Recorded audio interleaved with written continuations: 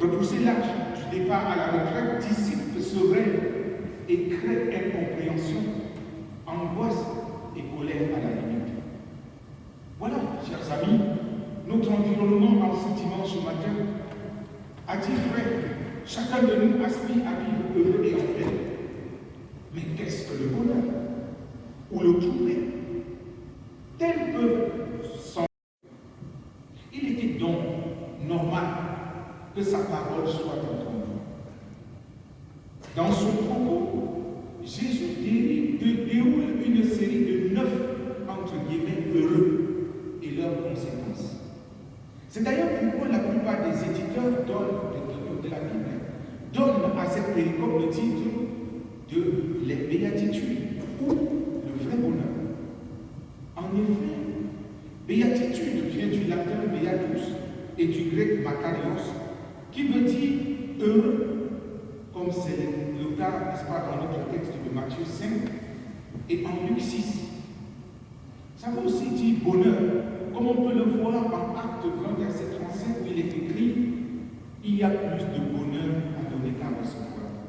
Dans ces passages, nous avons la même mention du mot makarios. Nous avons dit plus haut qu'avant ce discours sur la montagne, Jésus avait déjà prêché ailleurs, annonçant le royaume des cieux. Eh bien, ici, il en définit les contours. L'idée que les gens se font du royaume des cieux ou de Dieu ne correspond pas à ce que Jésus présente et définit. Un royaume lointain et inaccessible, ça c'est l'idée des gens. À travers les béatitudes, Jésus nous montre que ce royaume est parmi nous, en sa personne et sa présence. Il ne faudrait pas construire de gigantesques et très hautes tours pour l'atteindre. Il l'a ramené à notre niveau. Pour notre Seigneur, le bonheur est et se trouve dans ce qu'il a été et qu'il a caractérisé tout au long de sa vie terrestre. Nous voyons en lui celui qui a quitté la royauté céleste pour habiter parmi les humains. Bien plus, il s'est volontairement dépouillé pour être pauvre avec les pauvres. Alors, quand il dit heureux les pauvres en esprit, Jésus ne fait pas l'apologie de la pauvreté dans laquelle de nombreux gestionnaires véreux ont plongé le peuple. À ce sujet, Antoine Moïse dit, à la différence de l'évangile de Luc, qui parle des pauvres dans le sens économique, cette version des béatitudes évoque la pauvreté comme une manière d'être spirituelle. Le pauvre, c'est l'homme, le doux de cœur, le mendiant devant Dieu. Matthieu s'adresse à une communauté menacée par un certain pharisaïsme spirituel. C'est pourquoi il insiste sur l'humilité et la pauvreté de cœur. Fin de citation. Heureux ceux qui pleurent, car ils seront consolés. Jésus n'a-t-il pas été affligé, puis consolé par le Père? En réalité, il y a plusieurs situations que nous vivons sur cette terre et qui nous arrachent quelques larmes. Il nous arrive de pleurer, soit parce que nous sommes incompris, soit parce que nous connaissons des moments difficiles. Mais Jésus nous assure que tout cela prendra fin, parce que le Seigneur est notre fidèle compagnon et notre consolateur. Heureux ceux qui sont doux, car ils recevront la terre en partage. Quand il le dit, notons que la douceur et l'humilité vont de pair. D'ailleurs, d'autres traductions ont plutôt heureux les hommes. Notre Seigneur, frères et sœurs, n'a-t-il pas été très doux et humble? Comme nous l'avons relevé ailleurs, malgré le fait qu'il soit fils de Dieu, il a toujours été parmi le peuple, au milieu de la foule, faisant chemin avec elle, refusant les honneurs des riches et parfois la réticence de ses disciples pour être là où on a le plus besoin de lui. Cette béatitude rejoint ce qui est dit dans le livre du prophète Sophonie au chapitre 2 et nous avons fait la lecture de ce verset 3. Tournez-vous vers le Seigneur, vous, tous tous les humbles de la terre, qui mettez en pratique le droit qu'il établit. Cherchez ce que Dieu veut. Cherchez ce qui est humble devant lui. Vous serez peut-être épargnés au jour de la colère du Seigneur. En tout temps et en tout lieu, frères et sœurs, Jésus a toujours recherché la volonté de son Père. Il continue ses propos avec cet autre. Heureux ceux qui ont faim et soif d'un monde de juste, car ils seront consolés. Généralement, quand on parle de la faim et de la soif, on pense tout de suite à deux des besoins physiologiques chez l'être humain. Jésus nous apprend que la justice est essentielle pour le bonheur. Du moins, si on veut s'inscrire dans la logique du royaume des cieux qu'il inaugure. N'a-t-il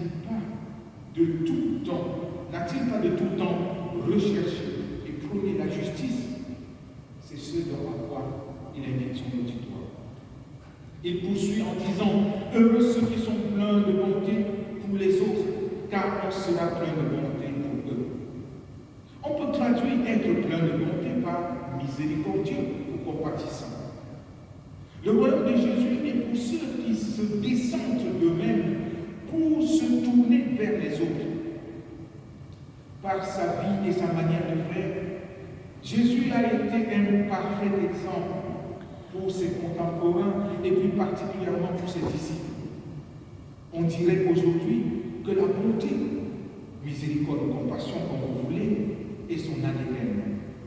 Et c'est donc ce à quoi il invite celles et ceux qui se réclament de lui. L'égoïsme et l'individualisme font qu'on se préoccupe très peu de ce qui se passe autour de soi. Vous pouvez seulement écouter quelques interviews lorsqu'on pose la question de ces mouvements sociaux. Il y en a qui disent: ça ne me regarde pas, j'ai pris ma retraite depuis longtemps, ce n'est pas mon problème. Il y en a qui disent: voilà, ça ne me concerne pas, je vais travailler plus longtemps ou je ne vais pas faire ceci. Il y en a qui sont vraiment, pour eux, ce n'est pas le problème. Mais Jésus, lui, avait dit: ce n'est pas de l'égoïsme et de l'individualisme que nous devons vivre. Le royaume qu'il inaugure est un royaume où on doit se tourner vers les autres. Notre société a besoin des femmes et des hommes qui agissent avec bonté envers leurs semblables. Heureux ceux qui ont le cœur pur, car ils verront Dieu. À vue humaine, parler d'un cœur pur, c'était possible. Mais le cœur pur dont parle Jésus est possible en ceci que c'est lui-même, par sa mort et sa résurrection, qui se charge de purifier les cœurs. Son sacrifice à la croix a une dimension éminemment rédemptrice. Déjà par la pureté de son cœur, il n'a pas seulement vu Dieu, mais il nous l'a fait voir, puisqu'il est Dieu lui-même. Le cœur pur est un cœur qui a des pensées conformes à ce que le Seigneur attend de ses enfants. C'est ce que l'apôtre Paul dit en d'autres termes dans son épître aux Philippiens, chapitre 2, les versets 4 et 5. Que chacun de vous, au lieu de considérer ses propres intérêts, considère aussi ceux des autres. Ayez en vous les sentiments qui étaient en Jésus-Christ. Frères et sœurs, nous voyons comment ceux qui marchent à la suite de Jésus entrent progressivement dans ce projet qu'il apporte et qu'il définit. Quand il poursuit, Jésus dit: heureux les artisans du pain, car ils seront appelés enfants de Dieu. Remarquons ici que pour la paix, Jésus parle comme s'il fallait la fabriquer, la faire. L'expression grecque utilisée peut être traduite par faiseur de paix.